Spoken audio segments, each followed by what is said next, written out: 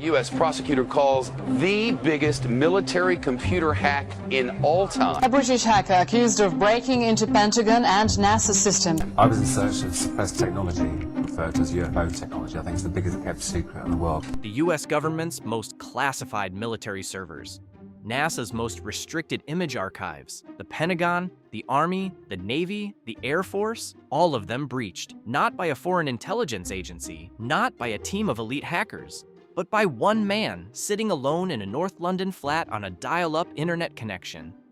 His name was Gary McKinnon.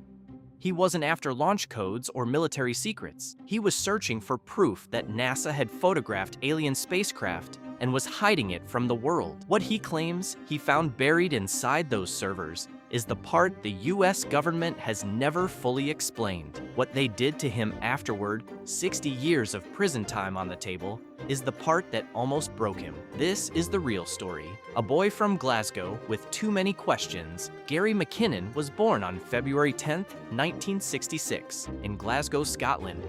He grew up curious, introverted, and restless. A kid who taught himself guitar, read widely, and never quite accepted the explanations the world handed him. He eventually built a career in IT support, not glamorous, not classified. He was the person an office called when the printer stopped working. A systems administrator. Nothing about that job description suggests what was about to happen. But beneath the ordinary professional life, something had been quietly building for years. McKinnon had spent the better part of a decade consuming UFO research, fringe science literature, and the accounts of alleged government whistleblowers who claimed to have seen recovered alien craft. I walked into the photo lab, and in one of the photo panels, I saw a round white dot. I said, "Is this a UFO?" He had studied the arguments for suppressed energy technology.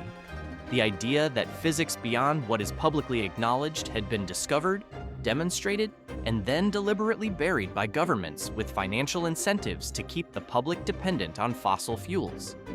He had absorbed the broader narrative that human civilization was operating with a deliberately incomplete picture of reality, and that the institutions most capable of revealing the truth, NASA, the Department of Defense, the intelligence community, were the same institutions most invested in keeping it hidden.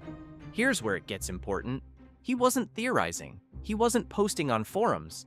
He had reached a conclusion, deeply, sincerely, with the absolute certainty of a man who has spent years convincing himself that the evidence existed, that it was real, and that it was sitting on government servers waiting to be found. He called it a moral crusade, not a hobby, not a stunt. In the hacking world, he went by solo. He worked alone. No crew, no collaborators, no network. And in February 2001, sitting in the North London flat of his girlfriend's aunt, Solo made the decision that would consume the next decade of his life. The evidence was in there. He was going in to get it. The only question was whether the door was locked. It wasn't. The unlocked doors of the Pentagon here is the detail that should make every government IT administrator in the world want to look away. In 2001, the United States military was running significant portions of its networked computer infrastructure with default administrator passwords that had never been changed. In some cases, there were no passwords at all. McKinnon didn't build custom exploits. He wasn't running elite hacking software. He used a basic scanning tool called Remotely Anywhere. It was cigar-shaped. It had geodesic domes. It was cigar-shaped. It had geodesic domes above, below, to the left, to the right, and both ends of. Above, below, to the left, to the right, and on both ends. A legitimate remote administration program available to anyone, alongside a simple script that searched military networks for Windows machines with blank administrator fields. When the scanner returned a hit, he connected. The door opened. He walked in. Stop and sit with that for a second. The most powerful military establishment in human history was leaving its computers unlocked, and a man from Glasgow with a dial-up internet connection found it. Between February 2001 and March 2002, McKinnon accessed approximately 97 United States government computer systems. His targets included NASA's Goddard Space Flight Center in Greenbelt, Maryland, and the Johnson Space Center in Houston, Texas, the command center of American human spaceflight. He moved through networks belonging to the United States Army, the United States Navy, and the United States Air Force. He penetrated systems at the Department of Defense, 13 months, 97 systems, standard home internet connection.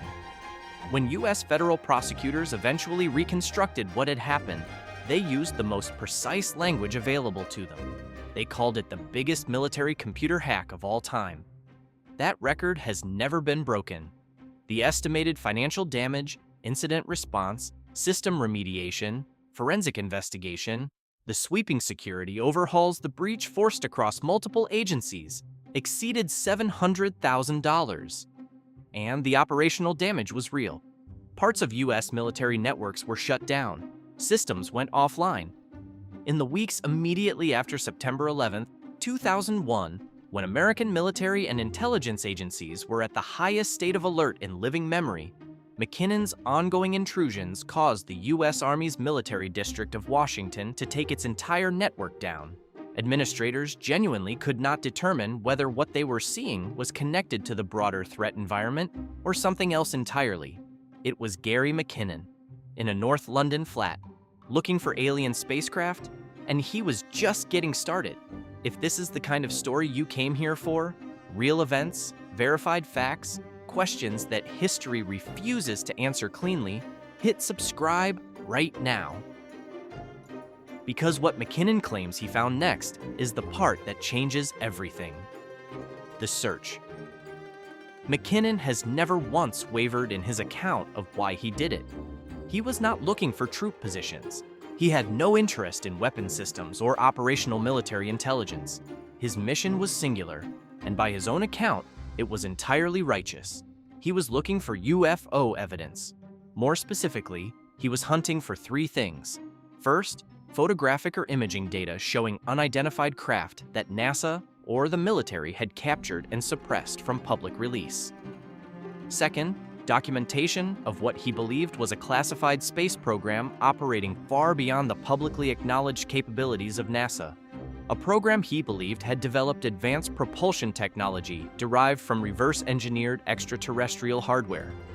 Third, information about free energy systems that he believed were being actively suppressed to protect the financial interests of the fossil fuel industry. He worked with the patience of someone who was absolutely certain the evidence was waiting to be found. He navigated directory structures, read file names, examined folder contents, and looked for anything that broke pattern. He returned to the same systems repeatedly. Some sessions lasted hours. He wasn't smashing through doors. He was reading every label on every file in a library no one was supposed to be inside. Think about what that actually means. This man was alone at a keyboard in a borrowed flat, moving through the military's most sensitive digital infrastructure on a dial-up connection, believing with complete sincerity that he was doing something morally necessary. Not something criminal, something necessary. The gap between how he experienced those 13 months and how the U.S. Department of Justice experienced them, that gap is the whole story. Here's the part nobody talks about enough. He was not operating like a professional. A trained intelligence operative would have moved silently. They broke the law as well. They took my hard drive over there and kept it. McKinnon was not silent. He left footprints. He left notes. Investigators found evidence that he had typed a message on a compromised U.S. Army computer telling administrators that their security was inadequate and that free energy technology was being suppressed. They broke the law as well. They took my hard drive over there and kept it. He was crusading. He was not hiding. And then, somewhere inside those networks, he found a folder he wasn't expecting. He opened it, and what he says he saw next, that's the part that has never been explained. What he says he saw. This is where the story splits cleanly, irrevocably, into two completely different narratives. And you need to understand exactly where that split happens. The first claim involves NASA's Johnson Space Center. McKinnon describes navigating through image storage, directories on a NASA network server, when he encountered a folder containing what appeared to be raw, unprocessed image files. Photographs that had not yet been run through whatever editorial or institutional filtering process stood between a raw capture and a publicly released image. He opened one. What he describes seeing is a large, structured craft in space. Elongated, smooth-surfaced, no visible propulsion system, no thruster ports, no solar arrays, no identifying markings of any kind he recognized from the public inventory of human spacecraft. He describes it as cigar-shaped. He describes it in his own words as looking not man-made. He was studying it when his internet connection dropped. He lost the file, he never found it again. The second claim involves a Department of Defense database. McKinnon says he accessed what appeared to be a spreadsheet, a personnel record of some kind, filed under the heading Non-Terrestrial Officers. The names and designations listed did not correspond to any branch of the conventional U.S. military he was aware of. The same document appeared to reference ship-to-ship transfer records involving vessel names that appeared in no public registry of U.S. naval or aerospace assets. He had time only to read portions of it before losing access. And this is the part nobody can look away from. These two claims, the cigar-shaped spacecraft and the non-terrestrial officer spreadsheet, have been cited, analyzed, and debated in UFO research communities for over 20 years. They are the reason millions of people know Gary McKinnon's name. They are the reason the US government wanted to put him in prison for 60 years. But here's the problem, and it's a big one. The reality check. Gary McKinnon took no screenshots. He downloaded no files. He saved no images and copied no documents. He extracted nothing from any US government system that could be examined, verified, or shared with another person. He had the access. He had, by his own account, direct visual access to the specific files he describes. He retained nothing that could be proven. When American federal investigators conducted their forensic reconstruction of McKinnon's intrusions, and that reconstruction was thorough because the scale of what he had done demanded it, they found extensive evidence of the unauthorized access itself. Access logs, system modification records, the full trail of his movements across 97 networks. What they did not find was any evidence that McKinnon had exfiltrated, downloaded, or retained classified material related to unidentified aerial phenomena, extraterrestrial technology, non-terrestrial personnel, or a secret space program. U.S. authorities stated this explicitly during the legal proceedings that followed. On your second question, Mr. President, it is now in the hands of the British legal system. We have confidence in the British legal system coming to a just conclusion. The government that wanted him in prison for 60 years had every incentive to be comprehensive. Its conclusion, he had taken nothing. Here's where it gets strange. No independent researcher has ever produced the non-terrestrial officer spreadsheet. No version of the cigar-shaped spacecraft image has surfaced through any channel. Not through a leak, not through a Freedom of Information request, not through a subsequent breach, not through any government disclosure. No official body, not NASA, not the Department of Defense, not the Air Force, not any intelligence agency, has ever acknowledged the existence of either document. Every specific UFO-related claim, Gary McKinnon has made traces back, without exception, to Gary McKinnon. His account is the only source. His memory, formed in the high-pressure, rapid access conditions of an unauthorized network intrusion, held across more than 2 decades, never corroborated by a single external piece of evidence, is the entire evidentiary foundation for the claims that made him famous. And this is the part nobody wants to say directly. The conditions under which those discoveries were allegedly made, rapid unauthorized access, extreme psychological pressure, no recording, a connection that could drop at any moment, are precisely the conditions least conducive to reliable memory formation. That is not an accusation. That is a description of what was happening in that room. McKinnon may have seen exactly what he describes. He may have misidentified something with a conventional explanation. He may have seen nothing at all. The evidence does not tell us which of those is true. It cannot. Also, they say that for it to be an extraditable offence, it has to be worth a year in prison. For it to be worth a year in prison, it has to be $5,000 worth of damage. The crime is documented in extraordinary detail. Not one day behind bars. The discovery exists only in the testimony of one man. Sit with that tension. because the legal system was about to make it much worse. The world closes. McKinnon was arrested by British authorities in November 2002. American federal investigators had spent months reconstructing the trail he had left across 97 systems, and his internet connection records had led them directly to him. The arrest was not a surprise to anyone who understood how visible McKinnon's methods had been. Also, they say that for it to be an extraditable offense, it has to be worth a year in prison. For it to be worth a year in prison, it has to be $5,000 worth of damage. The charges filed in the United States were extensive. Multiple counts of computer fraud and related federal offenses. If convicted on every count and sentenced to the maximum available penalties, Gary McKinnon was facing between 60 and 70 years in an American federal prison. For a man in his mid-30s, that was a life sentence with arithmetic to spare. Picture that for a moment. A Glasgow-born systems administrator who believed he was on a moral crusade to uncover suppressed alien technology was now looking at spending the rest of his natural life in a foreign prison. He had no criminal record. He had never sold a single piece of information. He had accessed those systems because he was looking for UFOs. And the United States government wanted 60 years of his life in exchange. The United States government filed a formal extradition request, and what happened next turned into one of the most prolonged, politically charged legal battles in the history of UK-US relations. It would run for 10 years, and Gary McKinnon, sitting in England, unable to leave the country, unable to work, unable to plan a future, had to live every single day of it. 10 years in legal limbo. The extradition fight became something much larger than one man's case. It became a referendum on the fairness of the UK-US extradition treaty of 2003. An agreement critics argued was so structurally imbalanced, it made it far easier for the United States to extradite British citizens than vice versa. McKinnon's case became the focal point for that debate, precisely because the facts were clear.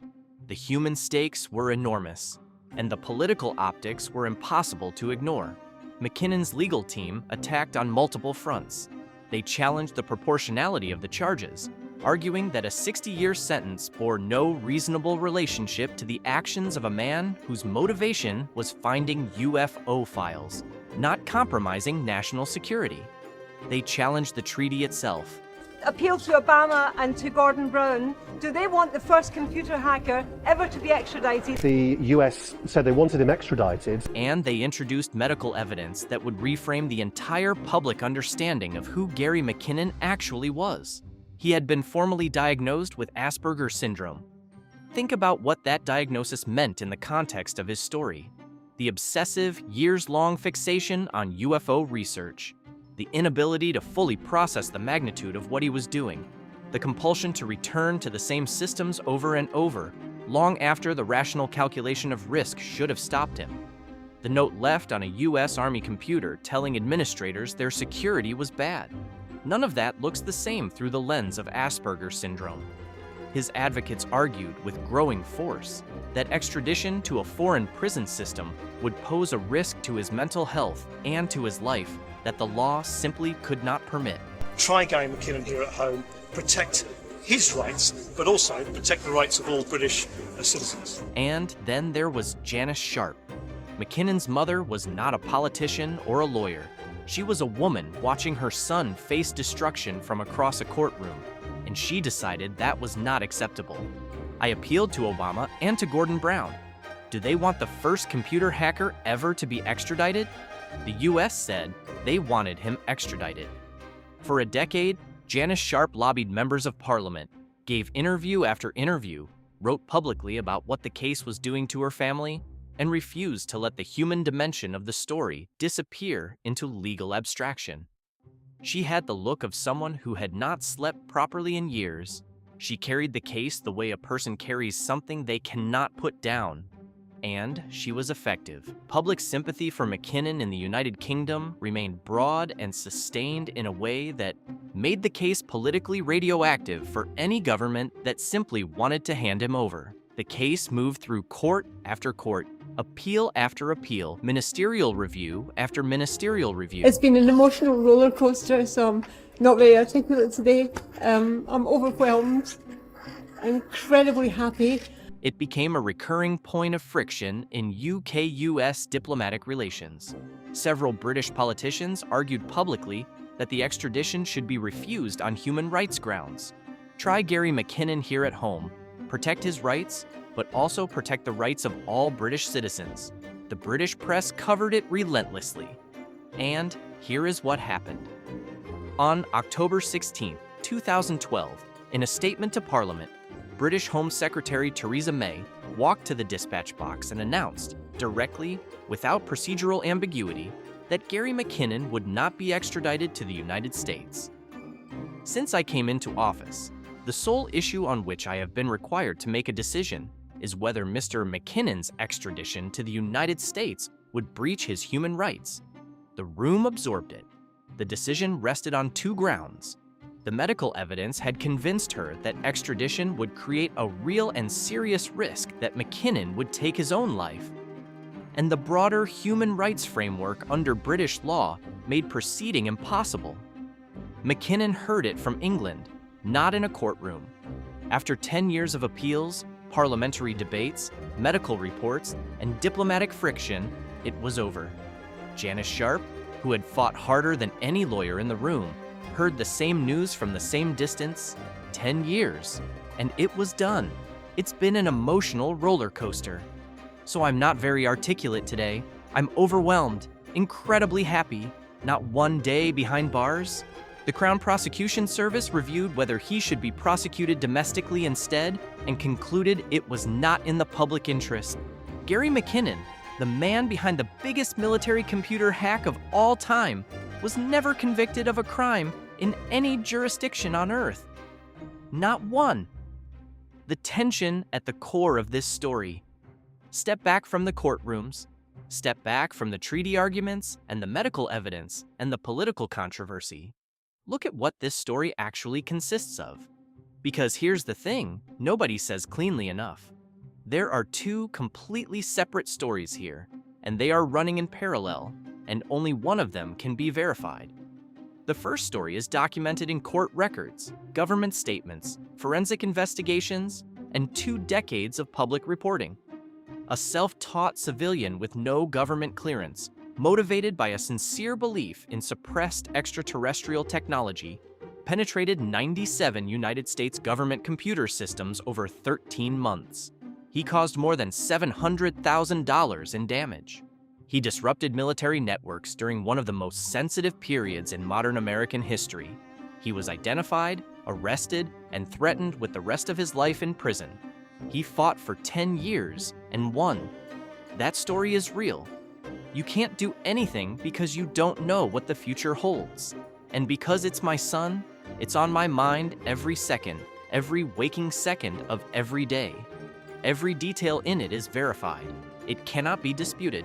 The second story exists only in Gary McKinnon's testimony, a cigar-shaped spacecraft in a raw NASA image, a spreadsheet listing non-terrestrial officers, a secret space program operating beyond anything the public has been told. These claims have been repeated, analyzed, and cited across 2 decades of UFO research. And this is the part that nobody wants to say plainly. Not a single piece of independent evidence has ever supported any of them. Not one photograph, not one document, not one corroborating witness, nothing. Here's where it gets genuinely uncomfortable. The gap between what McKinnon verifiably did and what he unverifiably claims to have found, that gap is not a footnote. It is the entire question. Was he a man who stumbled onto the most significant discovery in human history and lost the proof when his connection dropped? Or was he a man whose years of immersion in UFO research shaped what he perceived when he sat in front of those files? The evidence does not answer that question. It cannot. And that ambiguity is not a flaw in this story. It is the reason this story refuses to die. The question that history cannot answer. Gary McKinnon has never recanted, not once in over 20 years of public interviews. The cigar-shaped spacecraft, and the non-terrestrial officer spreadsheet are described today with the same conviction and the same level of detail as his earliest statements. He has not embellished in ways that suggest fabrication. He has not retreated in ways that suggest doubt.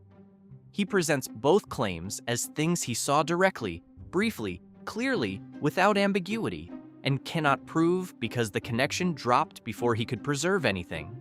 And this is the part nobody wants to sit with. That might be true. All of it might be exactly as he says. The image might have existed. The spreadsheet might have been real. The failure of any evidence to emerge in the 2 decades since might be a function of the most effective classified information suppression in modern history. It is not the only coherent explanation, but it is one. Here's the other one. McKinnon spent years immersed in UFO research before he ever sat down at that keyboard. He entered those networks already certain of what he was looking for. The conditions under which he made his claimed discoveries, high psychological pressure, rapid unauthorized access, no time to verify, no ability to record, are the conditions most likely to produce pattern completion rather than accurate perception. A folder of raw NASA images could contain many things. A list of officers with unusual designations could exist for many reasons. A man already primed to find a secret space program is the man most likely to see one in ambiguous data. That is also a coherent explanation. And the evidence does not distinguish between them. What Gary McKinnon went looking for was the most consequential secret in human history. He found open doors where locks should have been. He walked through networks that should have stopped him immediately. He spent 13 months looking. He claims he found what he was after. And then the connection dropped, and everything that might have settled the question was on the other side of it. Locked away, unreachable. The truth is somewhere in that server, and Gary McKinnon is the only person who has ever claimed to have seen it. He has lived with that claim for more than 20 years. He has defended it in every interview, through every legal proceeding, through every decade of the public skepticism. He has never produced the evidence. He has never stopped insisting it was real. Whatever he saw in that room in North London in 2001, it changed his life irrevocably, and no one outside that moment will ever know for certain what it actually was. The door that closed forever. Gary McKinnon hacked into NASA. He penetrated the Pentagon, the Army, the Navy, the Air Force, and the Department of Defense. He did it over 13 months with a home internet connection and a scanning tool built to find unlocked administrator accounts. He caused damage that federal prosecutors called the worst military computer intrusion ever recorded. He was arrested. He was charged. He was threatened with 60 to 70 years in an American federal prison. He fought for a decade. He won. And the evidence he claims to have found, the photographs of non-human spacecraft, the list of non-terrestrial officers, the documentation of a secret space program operating beyond anything the public has been told, was never seen again. The doors he walked through were eventually locked. The systems he disrupted were repaired. The agencies he embarrassed hardened their networks and moved on. But the question Gary McKinnon went in looking for an answer to, the question that turned an ordinary systems administrator from Glasgow into the man behind the biggest military hack in history, is the same question it has always been. He hacked the world's most secured military systems. He claims he found the proof, but the evidence was never recovered, never confirmed, never seen by anyone but him. Some doors, once closed, stay closed forever. If this story kept you watching to the end, hit subscribe. We cover exactly this kind of case, real events, documented facts, and the questions that history refuses to answer cleanly. The next one is already waiting for you.